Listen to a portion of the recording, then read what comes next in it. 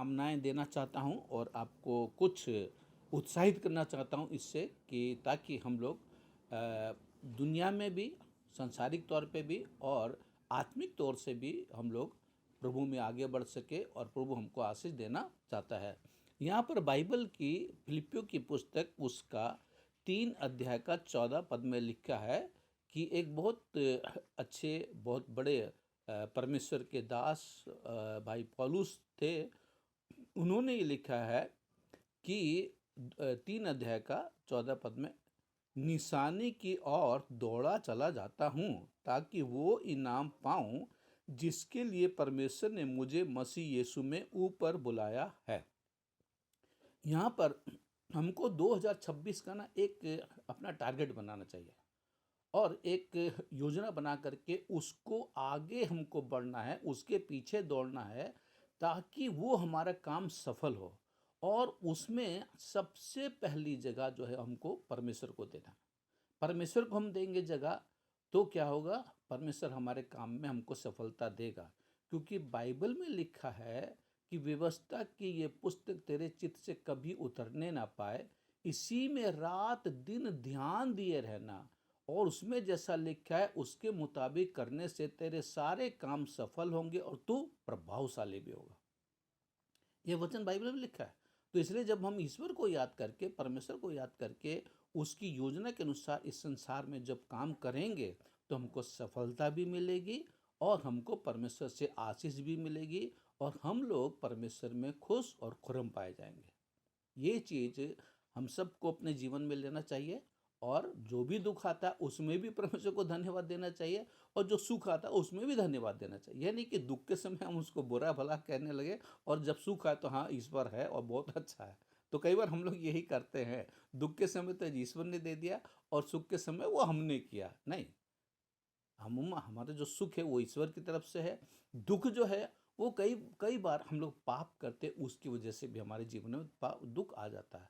तो हमको देखना, जब दुख तकलीफ आती है कि कोई हमसे पाप हुआ, अगर हुआ है तो ईश्वर से क्षमा मांगनी है और ईश्वर हमको क्षमा करता है।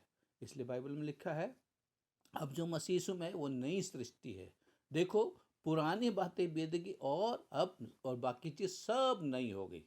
तो अब पुराना साल जा रहा है और नया साल आ रहा है तो सब नया हो जाएगा।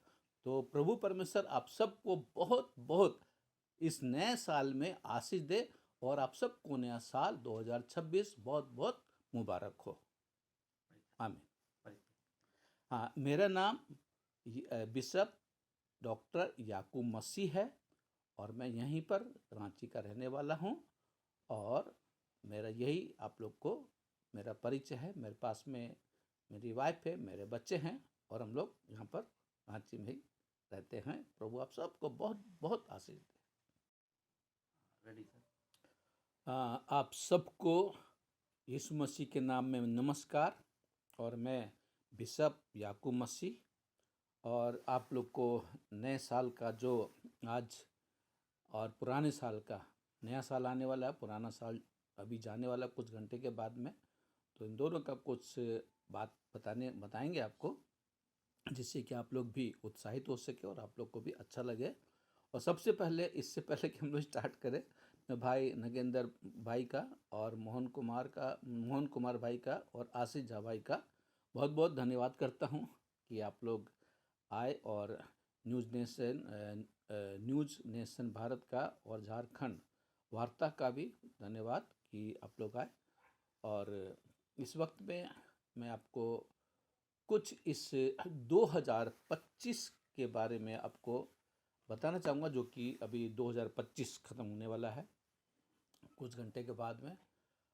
इस 2025 में सिर्फ मेरे साथ ही नहीं, आप लोग के साथ में भी और पूरे जितने भी हमारे झारखंड के भाई बहन लोग हैं और पूरे भारत के भाई बहन लोग हैं, सब लोगों के जीवन में कुछ ना कुछ दुख, तकलीफ, बीमारी, हादसे हुए होंगे और बहुत सारे भाइयों बहनों के बीच में जीवन में बहुत सारी आशीषें भी मिली होंगी, अच्छा भी हुआ है।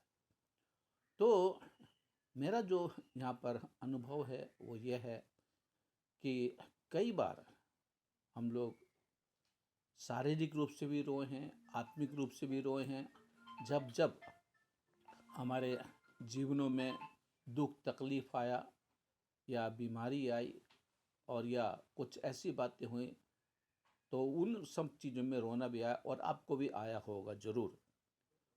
और कई बार बहुत सारी खुशी भी आई, तीज त्यौहार में खुशी भी आई, और जब कभी-कभी हर एक इंसान के बर्थडे में गिफ्ट मिलता है तो बहुत खुश हो जाते हैं, तो खुशियाँ भी आई। और जब हम कोई काम करते हैं तो उसमें सफलता मिलती है तो उसमें भी खुशी आई। तो इसके लिए हम सब हर एक चीज़ में हमको परमेश्वर को धन्यवाद देना चाहिए, क्योंकि हमारे जीवन में दुख के समय परमेश्वर संभालता है, और जब हमारे जीवन में अच्छा होता है तो वो परमेश्वर करता है। तो इसलिए प्रभु को बहुत बहुत धन्यवाद।